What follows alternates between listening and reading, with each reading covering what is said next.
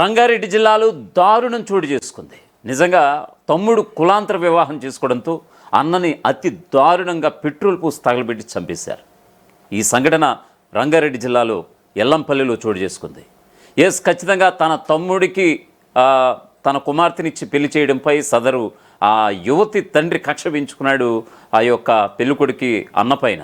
So వాళ్ళిద్దరూ కూడా ఆ యొక్క ప్రేమ జంట ఆల్రెడీ ఇంటి నుంచి పారిపోవడం జరిగిపోయింది. ఆల్రెడీ వాళ్ళు వేరే చోట పెళ్లి చేసుకున్నారు. సో ఈ క్రమంలో తన కూతురి పెళ్లికి కారణం అయినటువంటి ఈ యొక్క ఎవరైతే ఉన్నారో పెళ్ళికొడుకు అన్న, ఈ అన్నపై టార్గెట్ చేశాడు ఈ యువతి తండ్రి. సో ఈ క్రమంలో కాళ్ళు చేతులు కట్టేసి కారులో బంధించి ఎక్కడికో ఊరు చివరన ఉన్నటువంటి ఒక సమీప ప్రాంతంలో ఉన్నటువంటి ఒక అటవీ ప్రాంతంలోకి తీసుకెళ్ళి తగలబెట్టేసినటువంటి సందర్భం అయితే కనిపిస్తోంది. ఇప్పుడు మనం చూస్తున్నటువంటి విజువల్స్, ఓ పక్క విజువల్స్ వాళ్ళిద్దరూ కూడా పెళ్లి చేసుకున్నటువంటివి, యువతల పక్క సింగిల్గా కనిపిస్తున్నటువంటి పిక్ అయితే ఆ సదరు ఆ పెళ్ళికొడుకు అన్న. ఆ పెళ్ళికొడుకు పేరు రాజశేఖర్ అయితే ఇతని పేరు చంద్రశేఖర్. ఖచ్చితంగా దీనికి సంబంధించినటువంటి ఒక పూర్తి స్థాయి డీటెయిల్ చూద్దాం. గుండెలపై పెట్టుకుని పెంచుకున్నటువంటి కన్న కూతురు కులాంతర వివాహం చేసుకుందని ఆ తండ్రి సహించలేకపోయాడు. ఆ పెళ్లికి సహకరించాడని అల్లుడి అన్నను అత్యంత దారుణంగా హత్య చేశాడు. ఈ షాకింగ్ ఘటన మహబూబ్నగర్ జిల్లా నవాబ్పేట మండలంలో చోటు చేసుకుంది. సమాచారం అందుకున్నటువంటి పోలీసులు వధువు తండ్రితో పాటు 5గురిని అరెస్ట్ చేశారు. దీనికి సంబంధించినటువంటి పూర్తి డీటెయిల్స్లోకి వెళ్దాం. మా ప్రతినిధి మోషన్ శ్రీనివాస్ మరిన్ని అప్డేట్స్ అందిస్తారు. అయితే ఈ కేసుకు సంబంధించి ఎలాంటి అప్డేట్స్ ఉన్నాయో మోషన్ శ్రీనివాస్ అందిస్తారు. మోషన్ శ్రీనివాస్, ఎలాంటి అప్డేట్స్ ఉన్నాయి ఈ సంఘటనకు సంబంధించి? అంటే మనము గతంలో కూడా చూసాము పరువు హత్యలు ఎంతటి దారుణానికి ఒడిగొడుతున్నాయనేటువంటి విషయాన్ని మనం గతంలో చూసాము.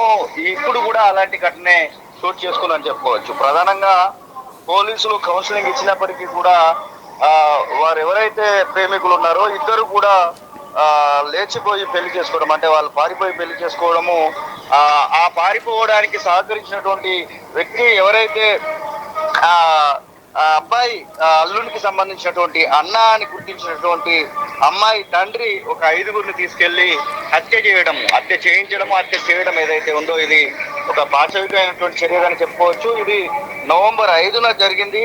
ఆ నవంబర్ 5న వారి ఇరువురు కూడా లేచిపోయి పారిపోయి పెళ్లి చేసుకుంటే నవంబర్ 12న రాజశేఖర్ ని షాద్ నగర్ సమీపంలో ఎవరైతే ఈ కిరాయి మూటా ఉందో ఆ మూటా అడ్డగించి తనని చుట్టుముట్టి బీభత్సంగా, అంటే ఇష్టం ఉన్నట్టుగా పుడిగుడ్డు గుద్దుతూ కొట్టడంతో తను చివరికి స్పృహ కోల్పోయి అక్కడికక్కడే చనిపోయినటువంటి పరిస్థితి. చివరికి అతన్ని మహబూబ్ నగర్ జిల్లా నవాబుపేటల మండలము ఎమ్మనగండ్ల గేటు సమీపంలో ఇంకి ఒక అటవీ ప్రాంతంలోకి తీసుకెళ్లినటువంటి ఈ దుండగులు ఎవరైతే ఉన్నారో ఆ ఒక ముఠా ఏదైతే ఉందో ఆ ముఠా అక్కడికి తీసుకెళ్లి మరి పెట్రోల్ పోసి తగలబెట్టినటువంటి ఒక దారుణమైనటువంటి ఘటన అయితే మనం చూస్తా ఉన్నాం రాధాకృష్ణ. అంటే ఏది ఏమైనా ఇటు ప్రేమ వివాహాలను ఒప్పుకోకపోవడం అనేది ఒక ఎత్తు అయితే హత్యలు చేయడాన్ని మనం కూడా చూస్తా ఉన్నాము. గతంలో అమృత ప్రణయ్కి సంబంధించినటువంటి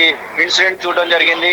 అలాగే మంత్రిని మధుకర్కి సంబంధించినటువంటి ఇన్సిడెంట్, ఇట్లా పలు రకాలైనటువంటి ఇన్సిడెంట్స్ జరుగుతూ ఉన్నాయి. ఆ కోవకు చెందినటువంటి ఇన్సిడెంటే ఇప్పుడు జరిగినటువంటి ఇన్సిడెంట్ అని చెప్పుకోవచ్చు రాధాకృష్ణ. ఓకే, దీనికి సంబంధించి ఎలాంటి అప్డేట్స్ ఉన్నాయంటే సుమారుగా అంటే ఇప్పుడు ఆ ప్రేమ జంట ఇప్పుడు ఎక్కడ ఉందని అనుకోవచ్చు? అంటే ప్రేమ జంట ఇప్పుడు ప్రస్తుతానికి అయితే వారిద్దరు కలిసే ఉన్నారు. కానీ వారికి సహకరించాడనేటువంటి నెపంతో రాజశేఖర్ ఎవరైతే ఈ అబ్బాయి తండ్రి అబ్బాయి అన్న ఉన్నాడో అన్నను మట్టు పెట్టడం అయితే జరిగింది. వారు కూడా ఇప్పుడు ఒక ప్రాణరక్షణలో ఉన్నటువంటి పరిస్థితి. వారికి మరి పోలీసులు ఖచ్చితంగా ఒక సెక్యూరిటీని అయితే ఇవ్వాల్సినటువంటి అవసరం అయితే ఉంది.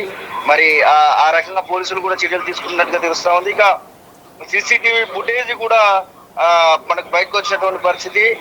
వెంకటేష్ తో పాటు ఇంకొక 5గురు ఈ యొక్క ఘటనలో పాల్గొన్నటువంటి ఒక సంఘటనకు సంబంధించి ఒక హత్యలో పాల్గొన్నటువంటి సందర్భాన్ని కూడా మనం చూస్తా ఉన్నాం. మొత్తం మీద ఈ ప్రేమ జంటకు సంబంధించినటువంటి విషయంలో కేవలం సపోర్ట్ చేశాడని రాజశేఖర్ అనేటువంటి ఒక వ్యక్తిని హతమార్చడం అయితే ఒక అంతకు నివరబోయేటువంటి విషయం అని చెప్పుకోవచ్చు రాధాకృష్ణ. ఓకే మోషన్ శ్రీనివాస్, దీనికి సంబంధించి పూర్తి స్థాయి డీటెయిల్స్లోకి వెళ్దాం. మరి కాస్త మీకు వివరించే ప్రయత్నం చేస్తాను. రంగారెడ్డి జిల్లా ఫరూక్ మండలం ఎల్లంపల్లికి చెందినటువంటి ఎర్ర మలేష్కి 4 కుమారులు, 2 కుమార్తెలు.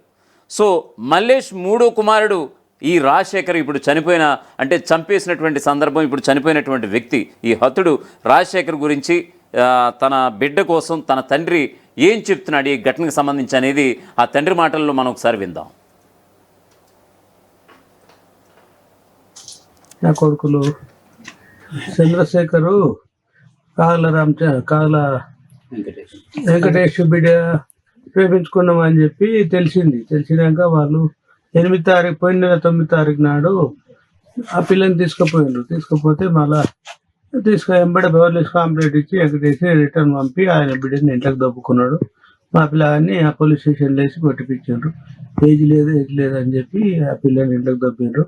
16 ఏళ్ళు అంటే ఇప్పుడు లెక్క చూస్తే 19 ఏళ్ళు ఉంటాయి. ఇక అనవసరంగా మా వాడిని బాగా కొట్టిండ్రు. నా 2 కొడుకులో కొట్టిండ్రు. ఇక రోజు సరే అని చెప్పి మేము ఆగినాము.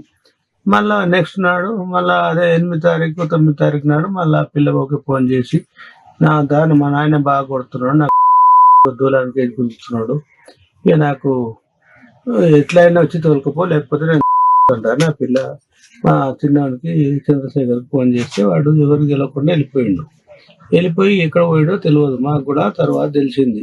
వాళ్ళ దగ్గర ఉన్న నా గురించి ఏం ఇది పెట్టుకోకండి, నేను పోలీసుల దగ్గరికి పోయినా నాకు సహకరించారు. వాళ్ళు పెండి కూడా అదే దండలు మార్చి పెండి చేసిండ్రు. మీరేం మంచిగా ఉండండి అని చెప్పి చేసిండు ఆయన. ఇక నెక్స్ట్ ఏం చేసిండే మా రాజశేఖర్ మైనాబాద్ పోలీసులు చెక్ చేసి ఫోన్లలో అదే వెంకటేష్ ఫోన్లలో ఇన్నిసార్లు నేను ఫోన్ చేసినప్పుడు నీకు క్యాన్ లేదా అని అడిగిండు రాజశేఖర్. అడిగినందుకు ఆయన మీద పగబట్టి వాడిని ఎంబడేసుకొని నీవే పంపిన కొడుకు అని చెప్పి వాడిని ఎంబడించి కార్లు వేసుకొని పోయి బుధవారం నాడు కార్లు వేసుకొని పోయి ఎక్కడెక్కడ తిప్పిండో ఏం చేసిండో అమ్నాథం. ఇక మొన్న మాత్రం మాకు అనిపించింది సార్, వాళ్ళ పోలీసు వాళ్ళు చెప్తేనే నిన్న అనిపిస్తలేదు, కరెక్ట్ గుర్తుపట్టనీకి వస్తలేదు.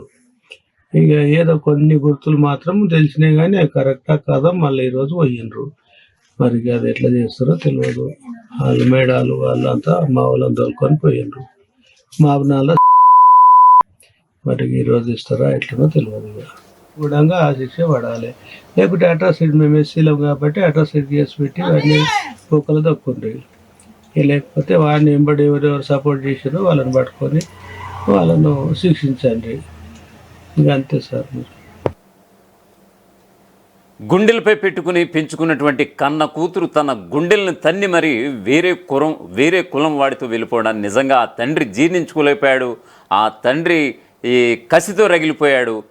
ఖచ్చితంగా నా కూతుర్ని నీ తమ్ముడికి ఇచ్చి పెళ్లి చేస్తావా, నీదే కులం నాదే కులం అసలు మర్చిపోయావా అంటూ కూడా కక్ష పెంచుకున్నటువంటి ఆ యువతి తండ్రి నిజంగా ఆ పెళ్ళి కొడుకు స్వయాన అన్నైనటువంటి రాజశేఖర్ని ఖచ్చితంగా అతను డ్యూటీ ముగించుకుని రాత్రి వేళ విధులు ముగించుకుని ఇంటికి వెళ్తున్నటువంటి సమయంలో తన బంధువర్గంతో కాపుగాచి మరి కాళ్ళు చేతులు కట్టేసి అతను వెంటనే కారులో ఎక్కించుకుని ఈ యొక్క మహబూబ్నగర్ సమీపంలో ఉన్నటువంటి అటవీ సమీప ప్రాంతంలోకి తీసుకువెళ్ళి నిజంగా నిప్పంటించేసి అతను సజీవ దహనం చేసినటువంటి సందర్భం నవంబర్ 13న అయితే చోటు చేసుకుంది. నవంబర్ 12న మిస్సింగ్ కేసు ఫైల్ చేశారు. నవంబర్ 13న అయితే అతని డెడ్ బాడీ దొరికినటువంటి సందర్భం.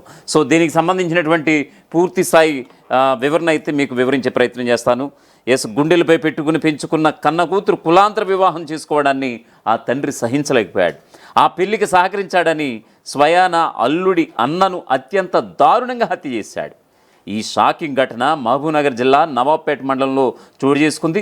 సమాచారం అందుకున్నటువంటి పోలీసులు వధువు తండ్రి వెంకటేష్తో పాటు మరో 5గురిని కూడా ఇప్పుడు అరెస్ట్ చేసినటువంటి సందర్భం ప్రస్తుతం మనకు ఉన్నటువంటి అప్డేట్స్ ప్రకారం. ఇక రంగారెడ్డి జిల్లా ఫరూక్ మండలం ఎల్లంపల్లికి చెందినటువంటి ఎర్ర మల్లేష్కు 4 కుమారులు 2 కుమార్తెలు.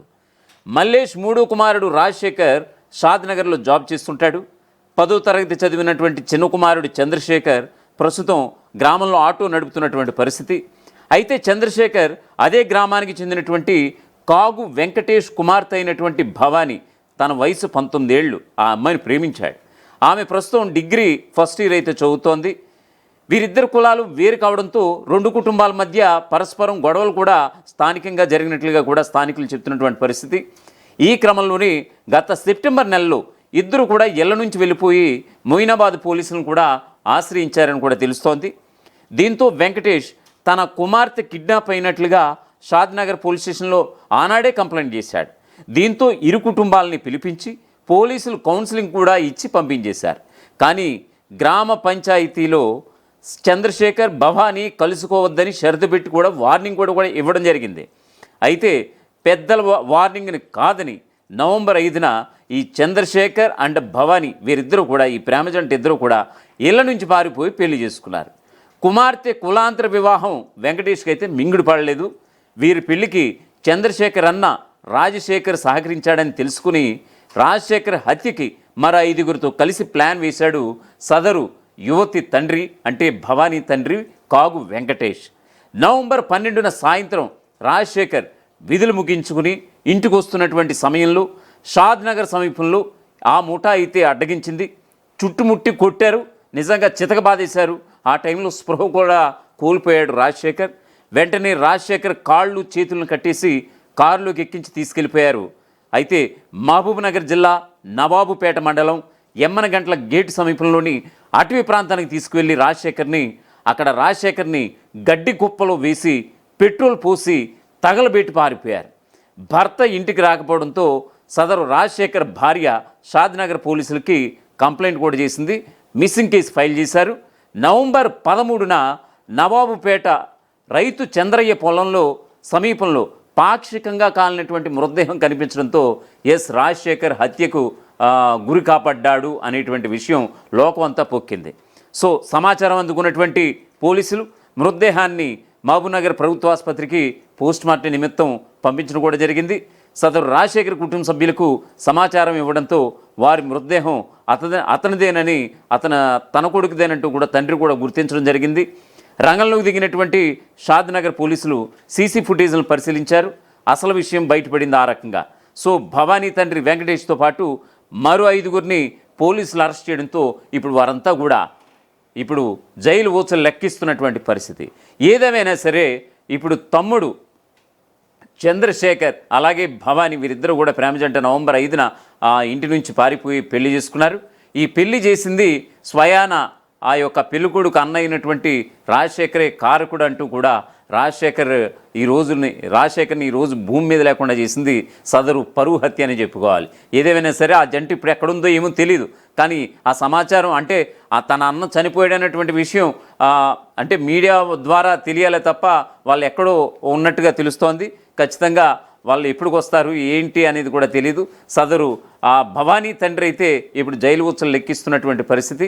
సో ఏదేమైనా సరే ఈ పరువు హత్య నిజంగా ఇటువంటి సమాజంలో మనం ఉన్నామా అనే విధంగా నిజంగా ఈ సంఘటన స్థానికంగానే కాదు రాష్ట్ర వ్యాప్తంగా కలకలం రేపుతోంది. అసలైన తొలి వెలుగు. ఫాలో వాట్సాప్ @తొలి వెలుగు official.